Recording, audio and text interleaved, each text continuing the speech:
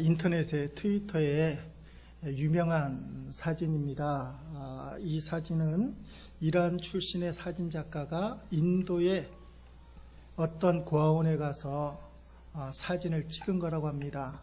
논란이 있어요. 의도된, 기획된 사진이라는 그런 조그만 주장이 있고, 대부분의 주장은 사실 그대로 자연스럽게 찍은 사진이다. 저게 기획됐는지 자연스럽게 됐는지 하여튼간 대단한 작품이에요. 저 조그만 여자아이가 어머니가 없다는 거예요. 그 어머니 품이 그리워서 차디찬 맨바닥에다가 저기 그려져 있는 모습이 어머니 그림을 그려놓고는 신발을 가지런히 벗어놓고 지금 엄마 가슴에 옆으로 누워서 잠자고 있는 그런 모습. 이게 기획된 건지 자연스러운 건지. 그래서 트위터에 이게 많은 사람들에게 감동을 주는 거예요. 감동이라는 게 긍정적이진 않죠. 뭔가 슬픈 마음, 어머니 없는 아이가 어머니를 정말 사모하고 갈망하는 그런 마음, 뭔가 애처롭고 불쌍한 그런 모습이에요. 여러분, 우리 인생들, 어른들 중에도 이런 불쌍하고 애처로운 모습이 있습니다. 아무리 몸부림치고 노력하고 애를 써도 뭔가 부족하고 아쉽고 공허하고, 때로는 이렇게 사는 게 정말 옳은가, 내가 자식은 제대로 키우고 있는가, 내 직장생활은 이게 옳은가, 내가 하는 일은 정말 올바른 길인가 하는 의구심이 들 때도 있습니다. 다 잘 되어 가는 것 같은데도 말할 수 없는 외로움과 두려움, 공허감이 우리 살아가는 모습 속에 스며들 때가 있어. 왜냐하면 하나님의 형상대로 창조된 인간은 하나님만이 채워주실 수 있는 그런 공간, 구멍이 있기 때문에 그래요. 근데 그 공간을 하나님의 은혜로 채우지 못하면 육적인 만족을 누려도 뭔가 부족한 거예요. 우리는 이 아이처럼 어머니가 없기 때문에 맨 찬바닥에다가 어머니 모습 그리고 누워있는 이 아이처럼 하나님을 억지로 그릴 필요는 없어요. 성경 우리에게 말씀하십니다. 예수 그리스도를 영접하는 자에게는 이미 우리와 함께 하신다는 거예요. 내 하나님이 지금 나와 함께 하신다. 지금 나를 붙들어주고 계신다. 우리는 저 아이처럼 그림 그려놓고 어머니 품속에 있는 것이 아니라 내가 주 안에, 주님이 내 안에 있는 것을 이 예배 시간에 저와 여러분이 느낄 수 있기를 주의 이름으로 축복합니다. 인터넷에 보면 하나님이 채울 수 있는 공간, 이런 글이 떠들고 있습니다. 많이 있어요. 그냥 쳐보면 하나님만이 채울 수 있는 공백, 요것만 치면 아마 수십 개가 이렇게 검색이 될 겁니다. 내용은 그거예요. 만인의 연인이요 세계 남성의 우상으로 군림했던 미국의 여배우 마릴린 먼로, 오래된 분이죠. 이미 죽은 분입니다. 이분이 아주 유명한 섹스 스타로 유명한 분이잖아요. 이분이 이렇게 얘기했습니다. 나는 한 여성이 가질 수 있는 모든 것을 가졌습니다. 나는 젊고 아름답습니다. 나는 돈도 많고 사랑에 굶주리지도 않았습니다.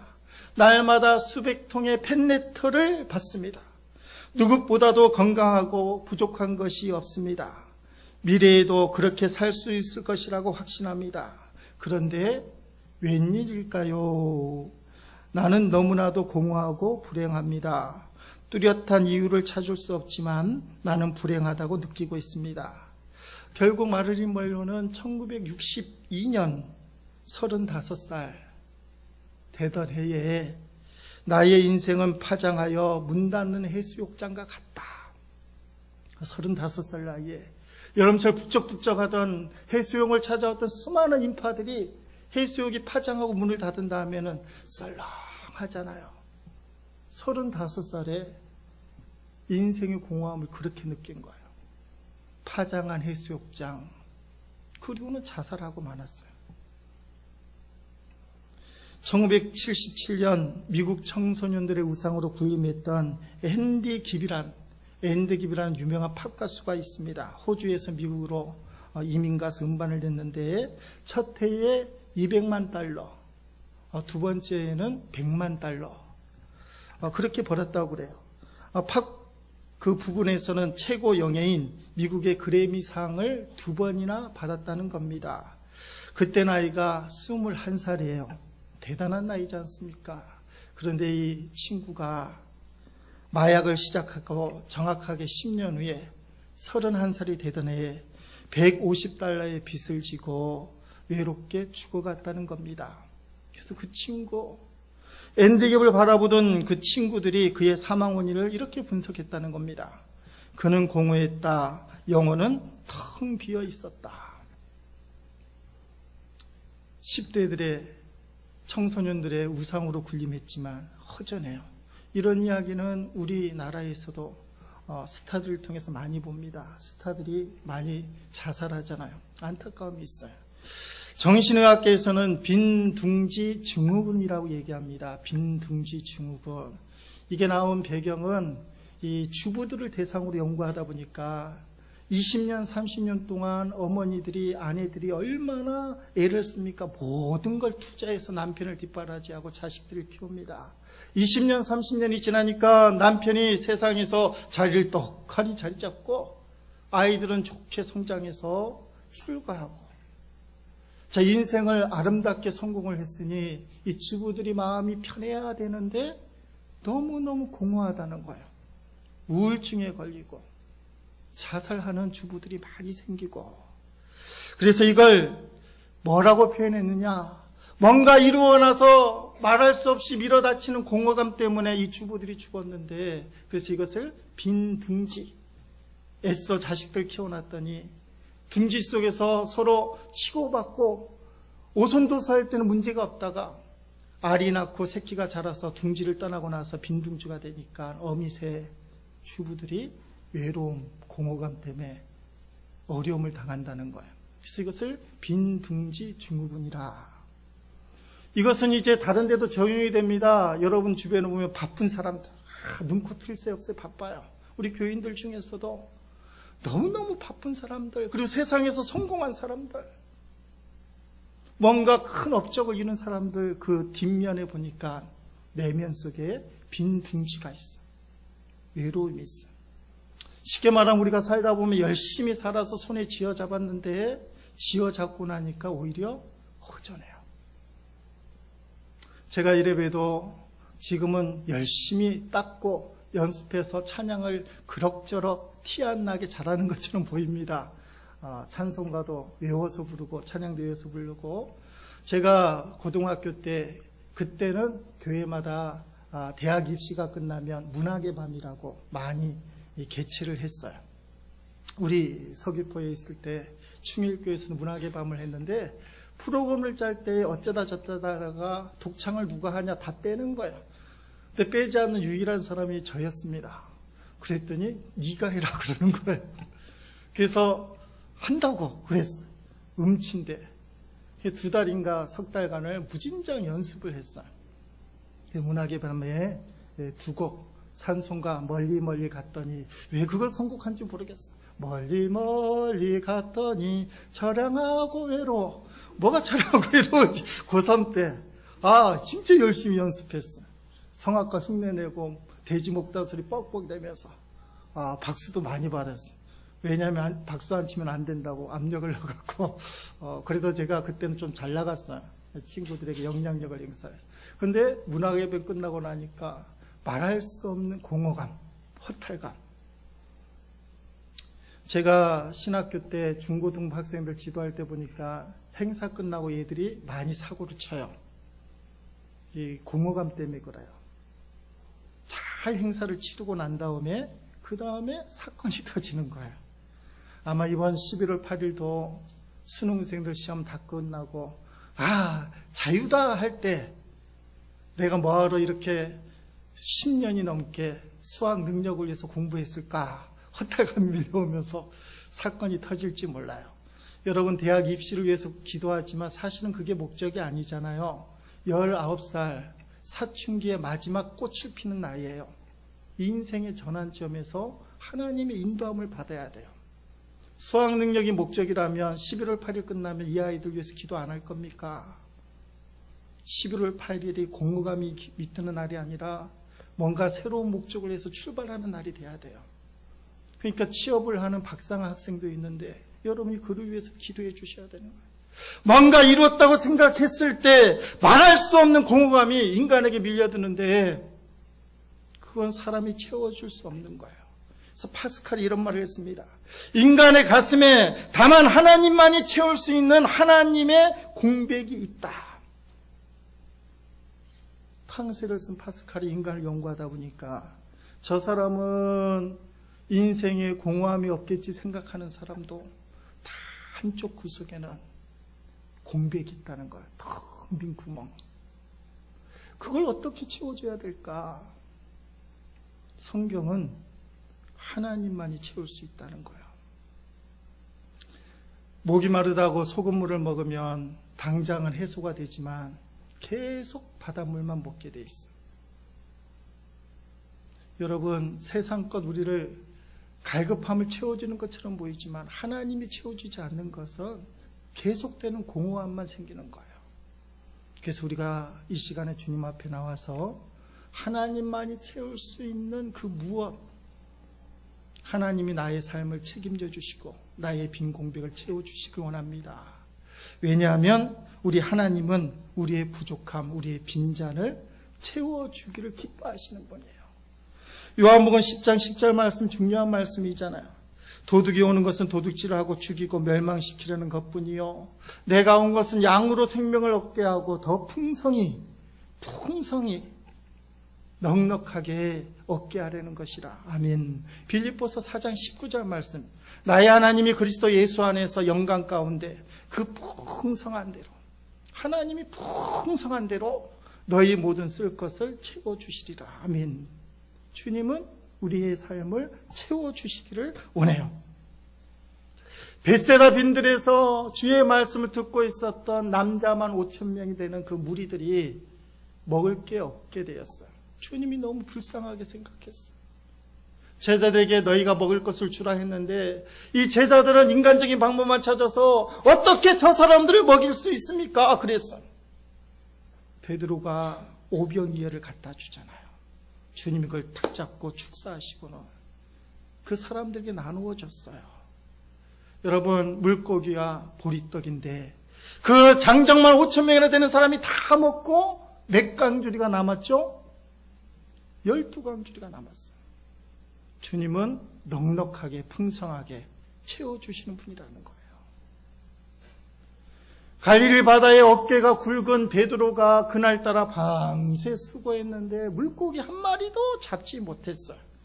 실망하는 마음에 그는 아침 일찍 고기 잡는 걸 접고 그물을 청소하고 있을 때 예수님을 만났어요. 예수님의 설교를 듣고 배를 빌려주고 그 다음에 업으로서는 상식적으로 납득이 안 되는 그 이른 아침 시간에 깊은 데 가서 그물을 내리라. 베드로에게 마음의 감동이 있었습니다. 여러분에게도 때론 이 감동이 있어요. 그때 베드로가 잘한 건 상식에 어긋나지만 순종을 하는 거예요. 주의 말씀에 의지하여 내가 그물을 내리리이다. 그물이 찢어질 정도로 고기를 낚았습니다. 혼자 그것을 들어올릴 수 없으니까 옆에 있는 친구들을 불렀어요. 그래서 그 잡아 놓은 물고기를 함께 끄집어냈어요. 그물이 찢어질 정도로 물고기를 잡게 하시는 분이 주님의 마음이에요. 이스라엘 사람들에게 있어서 혼인 잔치 때 제일 중요한 음식이 포도주예요. 우리나라 그나마 약소합니다. 우리는 잔치국수 하면 되는데 요새 혼인할 때 잔치국수만 하는 집은 없지만 이 혼인 잔치집에 포도주가 떨어진 겁니다. 이게 불상사가 생긴 거예요. 큰일이 생긴 거예요. 어머니 마리아가 예수님에게 너가 좀 어떻게 해봐라. 나와 상관이 없습니다. 그랬어요. 근데 그 잔치의 주인이 예수님인 것을 마리아가 선포했어. 하인들에게 예수님이 시키는 대로 해라. 예수님이 명령을 내립니다. 거기에 보니까 돌 항아리 큰 게 있는데 아기까지 분명하게 물을 채워라. 그리고는 그것을 연회의 잔치에 갖다 주어라. 그래서 아기까지 물을 채우고 이 하인들이 돌 항아리 6개를 잔치에 갖다 줬어요. 연애를 추구하는 연회장이 그 포도주를 마시더니 야, 이 잔치집은 이상하다. 보통 잔치집은 처음에 좋은 포도주 내서 취한 다음에 나쁜 포도주를 주잖아요. 그게 정상인데 이 집은 이렇게 좋은 포도주를 나중에야 내는구나. 그렇게 얘기했어요. 여러분, 예수님은 혼인잔치의 불상사, 포도주가 떨어지는 것을 채워주시는 분이 바로 예수님이에요. 우리의 주님은 인생의 빈잔을, 여러분 인생의 빈잔, 여러분 인생의 공백, 공허함을 가득 채워주시기 원하시는, 넘치는 잔으로 채워주시는 그런 은혜를 부어주시기 원하시는 그런 분이 바로 우리의 주님이셔요. 그분이 우리 하나님이세요. 왜 그렇습니까? 그분이 우리 아버지, 하나님은 나의 아버지가 되시고 우리는 그의 자녀라서 하나님이 우리를 사랑하시기 때문에 그래요. 우리가 시편 23편 5절 말씀을 9월과 10월 달에 나누고 있습니다. 한번 외워보십니다. 주께서 내 온수의 목전에서 내게 상을 차려주시고 기름을 내 머리에 부으셨으니 내 잔이 넘치나이다. 아멘. 온수의 머리 앞에서 잔치상을 내게 베풀어 주시고 머리에 기름을 부어 주셨는데 잔이 넘치는 게 왜 넘치느냐? 여호와는 나의 목자가 되시고 하나님은 나의 아버지가 되시고 목자가 양을 사랑하듯이 아버지가 자녀를 사랑하듯이 우리를 사랑하시기 때문에 온수 앞에서 우리를 지켜주실 뿐만 아니라 넉넉하게 잔치상을 차려주시고 나 잔이 넘치도록 내 잔이 넘치도록 부어주신다는 것입니다. 오늘 보면 로마서 8장 37절에 이렇게 표현합니다. 하나님의 사랑 때문에 우리가 넉넉히 이긴다. 여러분 37절 말씀, 이 모든 일에 우리를 사랑하시는 이로 말미암아 우리를 사랑하시는 하나님으로 말미암아 우리가 넉넉히 이기는 이라. 아멘. 우리가 넉넉히 이길 수 있는 것은 하나님의 사랑 때문이라고 선포합니다. 세상에 그 어떤 악한 것이 우리를 공격해도 그것이 하나님의 사랑을 끊을 수 없고 하나님의 사랑을 뗄 수 없다. 이런 하나님의 사랑이 온수 앞에서 우리에게 상을 차려주시고 기름을 부어주시고 내 인생의 빈잔을 가득 채워줘요. 여러분 로마서 8장 38절 39절에는 세상에서 성도를 공격하는 악한 방법들, 장애물들, 그것을 10가지나 표현하고 있습니다. 한번 천천히 읽어보겠습니다. 내가 확신하노니 첫째 사망이나 둘째 생명이나 셋째 천사들이나 넷째 권세자들이나 다섯째 현재일이나 여섯째 장래일이나 일곱째 능력이나 여덟째 높음이나 아홉째 깊음이나 다른 어떤 피조물이라도 우리를 우리 주 그리스도 예수 안에 있는 하나님의 사랑에서 끊을 수 없으리라. 아멘. 10가지를 장황하게 이야기하고 있어요. 여러분, 사망이 뭡니까? 사망이는 죽는 거예요. 초대교회는 순교의 현실이 있었어요. 예수 믿다가 진짜로 죽었다는 거예요. 그래서 순교하는 것도 하나님의 사랑을 우리에게서 끊을 수 없다.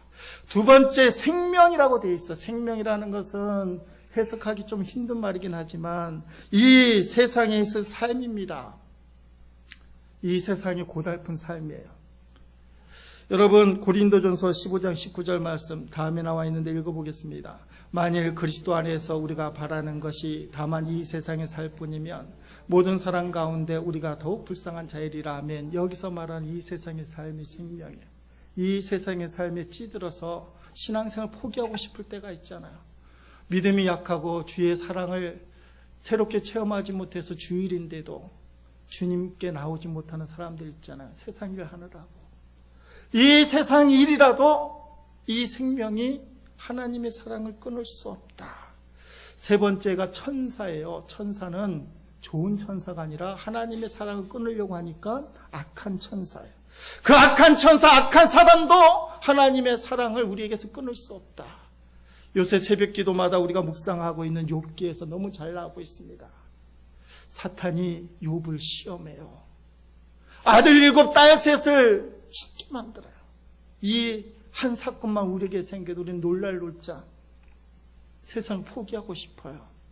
눈에 넣어도 아프지 않는 10명의 자식을 한순간에 잃어요. 동방의 가장 큰 부자였는데 그 전 재산을 몽땅 잃어버려요. 부인은 집을 나가 뛰쳐나갔어요.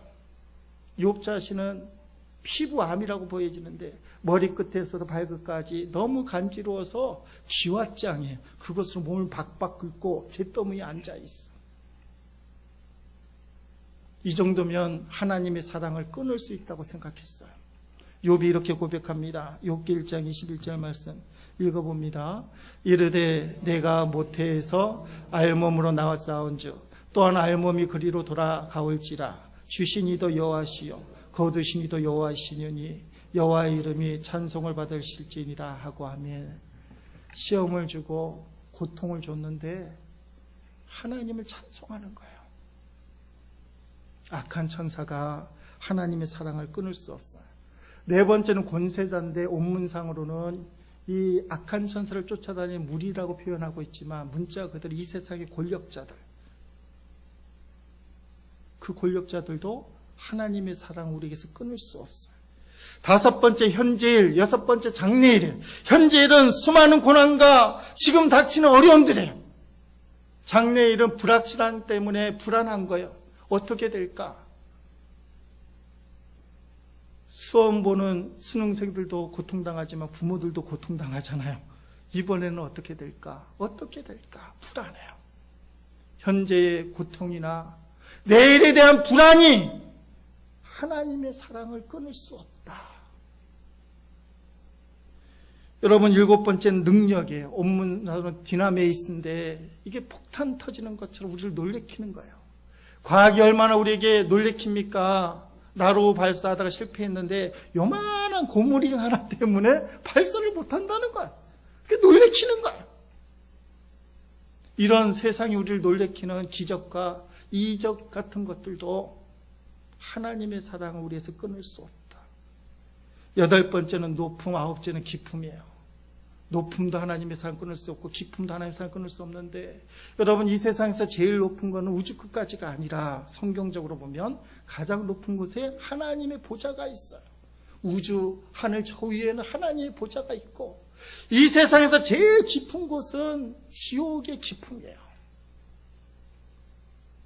이 세상에 제일 높은 곳도 하나님 보좌 밑에 있고 이 세상의 인간의 가장 깊은 내면 깊은 곳에 있는 그 사망과 지옥의 권세를 깨뜨리기 위해서 예수님이 죽으셨다가 부활하셨어요. 그러니까 이 세상의 높음도 하나님 보좌 밑에, 이 세상의 지옥과 같은 깊음도 주님이 십자가에 죽으심으로 사망을 경험하셔서 거기까지 가셨다는 거예요. 그러므로 높음도 깊음도 하나님의 사랑을 우리에게서 끊을 수 없다. 그리고 열 번째 표현하기를 어떤 피조물, 이 모든 것들은 하나님이 창조한 피조물에 불과해요. 이걸 만든 분이 누구냐? 하나님이라는 거예요. 피조물이 하나님의 사랑을 끊을 수 없다. 그 말이에요. 여러분이 지금 하나님의 사랑을 의심하고 내가 믿음 생활 제대로 할 수 있을까 하는 그 문제, 그 사건, 그 환경도 하나님이 만드시고 허락하신 거라는 거예요. 욥의 고백처럼 주신 분도 하나님이시요 가져가시는 분도 하나님이시다. 모든 것의 주관자는 하나님이라는 거예요. 그러므로 하나님이 작정해서 하나님의 자녀를 사랑하기로 마음먹으면 그 사랑을 아무도 끊을 수 없다는 거예요. 하나님은 예수님의 십자가의 사랑으로 구속한 하나님의 자녀들을 포기할 수 없어요. 예를 들면 그런 겁니다. 어제 우리 아들이 저한테 덤벼서 싸움이 났어요. 아버지랑 아들이 말싸움을 크게 했어요. 그리고는 서로 얼굴이 붉히면서 돌아섰어요. 밤에 잠을 자는데 그나마 아들이 걱정돼서 아들 방에 들어가 보니까 아들이 잠을 자는데 기분 나빴는지 창문을 활짝 열고 이불도 안 걸치고 자요. 환절기에. 아까 싸웠으니까 이놈아 감기나 실컷 걸려봐라. 흥 하고는 제가 돌아설까, 아이고 이놈의 자식 이거 하면서 창문 탁 닫고 이불 다 덮어주고 에이 하고 돌아섰을까요? 진짜 인자한 아버지는 아이고 그래도 사랑하는 마음으로 문 닫아주고 살짝 덮어주시면 그 정도까지는 안 되는 것 같아요. 창문도 탁 닫고는 이불도 탁 덮어주고는 에이! 돌아. 부모니까 그렇잖아요. 세상에 원수, 십자가 사랑 빼고 원수가 만약에 그렇고 있다. 잘 됐다. 덮고 있는 이불도 아마 뺏어버릴 거야. 감기 걸려라. 창문 닫아놨었는데 싹 열어놓고 감기 좀 걸려봐라. 근데 포기하지 않아요. 사고 치는 아이가 있으면 싹이 노랗다. 쟤는 별 수 없다. 근데 부모님은 뭐라 그래요? 얘 알고 보면 참 착한 아이예요. 공부 못하는 자식을 보면 다른 사람들은 머리가 나빠서 그렇다. 근데 그 말이 그렇게 싫은 거예요. 얘는 머리가 나쁜 게 아니란 말이에요. 공부를 안 해서 그렇지 작정해서 하면 얘 진짜 공부 잘하는 애예요. 왜 그렇습니까? 부모니까 그런 거예요. 부모니까. 자식 포기하지 못하는 거예요. 하나님이 우리를 바라볼 때 그렇게 바라보는 거예요. 여러분, 현대의 성경을 로마서 8장 38절 39절 말씀을 이렇게 정리를 했는데 글자가 좀 작습니다만 천천히 읽어봅니다. 나는 하나님의 사랑에서 우리를 떼어놓을 수 있는 것은 아무것도 없다고 확신합니다. 죽음도 그렇게 할 수 없고 생명도 그렇게 할 수 없습니다. 천사들도 그렇게 하지 못하고 지옥의 모든 세력을 다 합친다 해도 하나님의 사랑에서 우리를 멀리 떼어놓을 수 없습니다. 오늘에 대한 우리의 염려도 내일에 대한 우리의 공포도 또는 하늘 높이 올라가거나 바다 깊은 곳에 들어가거나 우리가 어디에 있든지 간에 우리 주 그리스도께서 우리를 위해 죽으실 때 나타난 하나님의 사랑에서 우리를 떼어놓을 수 있는 것은 아무것도 없습니다. 아멘. 이 세상 것들로는 하나님의 사랑을 끊을 수 없다는 거예요. 하나님이 포기하지 않는 한. 여러분, 이 하나님의 사랑이 언제 나타났느냐? 일부러 분홍색 글씨로 해놨잖아요. 우리 주 그리스도께서 우리를 위해 죽으실 때 나타난 하나님의 사랑. 예수 그리스도께서 우리를 위해 십자가에서 죽으실 때 나타난 하나님의 사랑. 여러분, 하나님의 아들이 죽은 십자가가 하나님이 우리에게 주신 최고의 사랑이라는 거예요. 하나님이 여러분에게 줄 수 있는 최고의 사랑. 여러분 자식에게 줄 수 있는 최고의 사랑이 도대체 뭐예요? 지금 무엇을 주고 싶은가요? 100억 재산. 하나님 우리에게 1000억 재산 주셨으면 좋겠는데 그런 거 안 주시는 거예요. 하나님 우리에게 주실 수 있는 최고의 사랑. 자기보다 귀한 독생자 예수님을 십자가에 죽게 하신 그 사랑. 사람들은 이러한 하나님의 사랑이 너무 위대하기 때문에 받아들이기 힘들어해요. 그런데 하나님은 포기하지 않습니다. 오늘도 그 하나님은 그 사랑을 전해주길 원해요. 영혼을 구원하기 원해요. 너희만 구원받고 끝날 것이 아니라는 거예요. 너희만 하나님의 사랑을 받고 끝날 것이 아니라는 거예요. 하나님의 사랑은 땅끝까지 전파되길 원해요. 여러분, 하나님은 포기하잖아요. 나는 전도작정할 때 내 상황과 내 형편과 내 의지를 갖고 포기할 수는 있지만 하나님은 그 사람을 포기하지 않아요. 십자가의 죽음을 앞두시고 예수님이 제자들이 걱정이 됐어요. 요한복음 13장 1절에 그 제자들을 포기하지 않는 말씀이 있습니다. 유월절 전에 예수께서 자기가 세상을 떠나 아버지께로 돌아가실 때가 이른 줄 아시고 세상에 있는 자기 사람들을 사랑하시되, 자기 사람들이 제자들이잖아요. 성도들이잖아요. 끝까지 사랑하시니라. 아멘. 예수님이 십자가를 앞두고 내가 죽게 될 텐데 제자들을 끝까지 사랑하셨습니다. 그리고 예수님이 부활하시고 승천하시면서 이 땅에 남아있는 제자들이 걱정되잖아요. 그때도 포기하지 않고 제자들을 이끌어줄 수 있는, 예수님 대신 이끌어줄 수 있는 성령님을 소개해요. 누가복음 24장 49절 말씀 같이 읽어봅니다. 볼지어다 내가 내 아버지께서 약속하신 것을 너희에게 보내리니 너희는 위로부터 능력으로 입혀질 때까지 이 성에 머물라 하시니라. 아멘. 아버지께서 약속하신 것이 성령이에요. 누가복음과 사도행전은 누가가 썼는데 사도행전은 동일한 내용을 이렇게 표현합니다. 사도행전 1장 4절 5절 말씀 읽어봅니다. 사도들이 함께 모이사 그들에게 분바에 이르시되 예루살렘을 떠나지 말고 내게서 들은 바 아버지께서 약속하신 것을 기다리라. 요한은 물로 세례를 베풀었으나 너희는 몇 날이 못되어 성령으로 세례를 받으리라 하셨느니라. 아멘. 여러분, 약속한 그 예루살렘 도성에서 제자들을 비롯해서 120명이 이 말씀을 붙들고 기도를 했어요. 오순절 되는 날 예수님이 40일 만에 부활 승천하시고 열흘 기도했어요. 성경에 보니까 예수님의 그 승천을 보는 사람이 500명 정도 되는데 마가의 다락방에서 이 약속한 성령을 체험한 사람은 120명 정도 됐다는 거예요. 120명 성도들이 초대교회의 시작을 이루는데 그 장면이 이렇습니다. 사도행전 2장 2절 4절 말씀 읽어보십니다.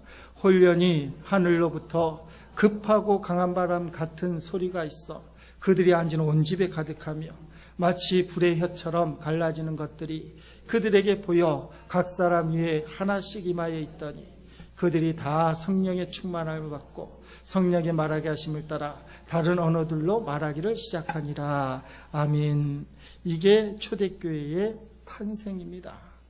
여러분, 말씀을 좀 정리해보면 이 세상 그 어떤 피조물도 하나님의 사랑을 우리에게서 끊을 수 없습니다.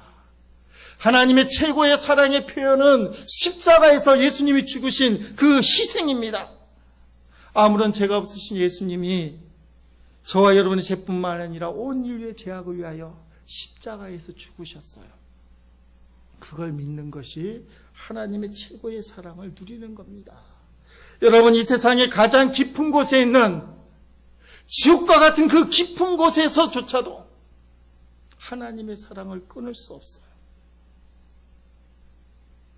이 예수님이 그것을 우리에게 보여주시기 위해서 예수님은 육신을 입고 3년 동안 제자들을 겨우 몇 사람을 이끌어 갔어요. 오늘날 모든 성도에게 일일이 다가설 수가 없어요. 그래서 예수님은 부활 승천하시고 하나님 보좌 우편에 계시고 시간과 공간을 초월할 수 있는 성령 하나님을 우리에게 부어주신 거예요. 그 성령 하나님이 우리와 함께함으로 예수님 대신에 우리의 삶을 책임져 주시고 우리의 빈잔을 성령님께서 채워주신다는 사실입니다. 그러므로 성도는 이 성령의 기름 부으심, 성령이 내 잔을 채워주심, 어노인팅에 대한 간구함이 있어야 돼요. 주님 내 잔을 채워주소서. 성령님 내 잔을 채워주소서. 그래야 우리의 삶이, 그 공허함이 메워진다는 거예요. 내 마음속에는 무엇인가 말할 수 있는 그 허전함, 그게 채워줄 수 있다는 것입니다. 성령의 기름 부음이 임하게 되면 첫 번째 나타나는 현상이 살아계신 주님이 지금도 나와 함께 하신다는 사실이에요. 그게 믿어지면 잔이 채워지고 삶 가운데 승리할 수 있게 되는 것입니다. 여러분, 그렇게 되면 하나님을 모욕하는 거, 주님을 욕되게 하는 거, 교회를 공격하는 거, 성도들을 무시하는 세상에 대해서 가만히 있을 수가 없어요. 내 안에 계신 성령님이 가만히 있지 못하게 못해요. 지난주에 본 것처럼 사무엘에게 기름 부은 13살 또는 17살 난 목동 다윗이 이스라엘 군대 사울왕부터 모든 군인들이 무서워서 꼼짝 못하는 골리앗 앞에 설 수 있었던 게 왜 그렇다고 그랬어요. 사무엘이 뿔병에서 기름을 부을 때 여호와의 신이 크게 감동하였는데 그 감동이 뭐예요? 살아계신 하나님이 나와 함께 하신다는 감동이었어요. 이스라엘의 사울왕과 군인들은 그 감동이 없었어요. 하나님이 함께 한다는 확신이 없었어요. 하나님을 믿었지만, 하나님의 이름으로 전쟁을 치르지만 하나님이 이 전쟁통에 나와 함께 한다고 생각하지 못했어요. 어노인팅, 사무엘로부터 기름 부음 받은 어린 목동 다윗만이 성령의 기름 부으심을 받았기 때문에 살아계신 하나님 나와 함께 하신다고 믿었어요. 그 하나님은 저기 있는 골리앗보다 위대하시다는 거예요. 물맷돈을 갖고 골리앗 앞에 설 수 있었습니다. 여러분 인생의 문제 앞에 여러분이 초라하고 작아지고 쫄아는 이유가 뭐냐?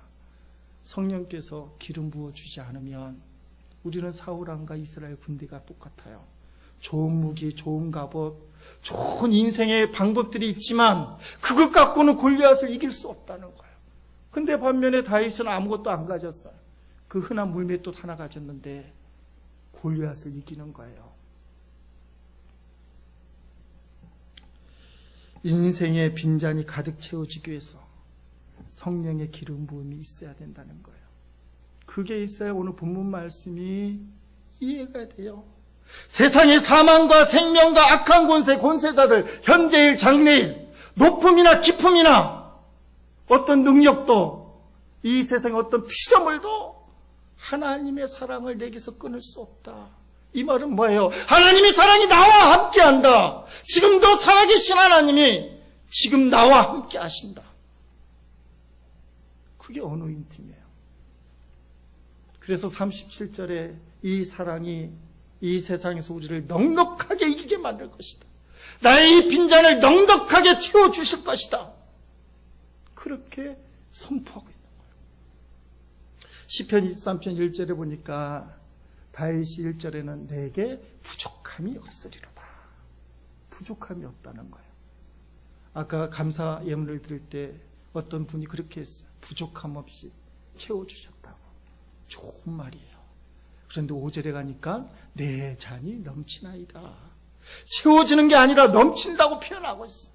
주님이 때로는 우리에게 적당하게 채워주실 때도 있지만 5절에 가니까 하나님께서 적극적으로 채워주시는데 넘치도록, 차고 누르고 흔들어 넘치도록 우리의 삶을 축복할 때가 있다는 거예요. 소극적인 채워주심의 은혜가 임할 때도 있지만 잔이 넘치도록 적극적으로 자꾸 부어주신다는 거예요. 잔에다가 물을 따르는데 이 정도만 채우면 되는데 넘치는 대로 계속 주전자를 부어주시는 거예요. 아니야 됐어 하면서 그래서 흘러 넘치는 거예요. 성경에 보니까 주라고 그러는 거예요. 주라. 그러면 차고 누르고 흔들어 넘치도록 너에게 부어주시라 그랬어요. 그 넘치는 거 세상에 흘러보내라는 거예요. 여러분, 주님이 우리에게 적극적으로 차고 누르고 흔들어 넘치게 축복하실 때가 언제예요? 내 머리에 기름을 부으셨으니. 여러분 머리 한번 만져보세요. 오늘 기름 부음 받은 분도 있죠. 그 이렇게 뭐 바른 거 있잖아요. 이 머리에 기름을 부어주셨다. 어노인팅이에요. 성령님의 기름을 부어주셨으니 내 잔이 넘치나이다. 여러분, 성령의 기름 부으심이 없어도 하나님 우리가 기도하면 내게 부족함이 없으리로다 쓸 거를 채워주셔요. 그런데 우리가 뭔가 주의 일을 하기 위해서, 주의 영광을 나타나기 위해서, 골리앗을 무너뜨리기 위해서 우리에게 필요한 것이 있는데 그게 뭐예요? 내 머리에 기름을 부으셨으니.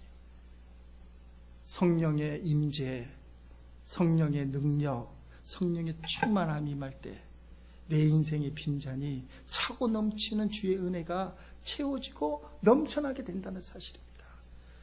사랑하는 성도 여러분, 내 잔이 부족함이 채워지는 것으로 만족하는 성도가 아니라 내 빈잔이 차고 넘쳐 흘러서 세상에 그것을 흘러보낼 수 있는, 살아계신 하나님을 세상에 보여줄 수 있는 그런 적극적인 축복을 누리는, 빈잔을 채워준 하나님의 은혜를 누리는 저와 여러분 될 수 있기를 주님의 이름으로 간절히 축원드립니다.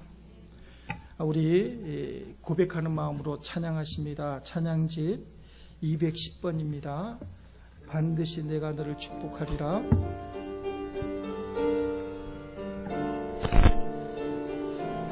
반드시 내가 너를 축복하리라. 반드시 내가 너를 축복하리라. 반드시 내가 너를 반드시 내가 너를 들었으리라.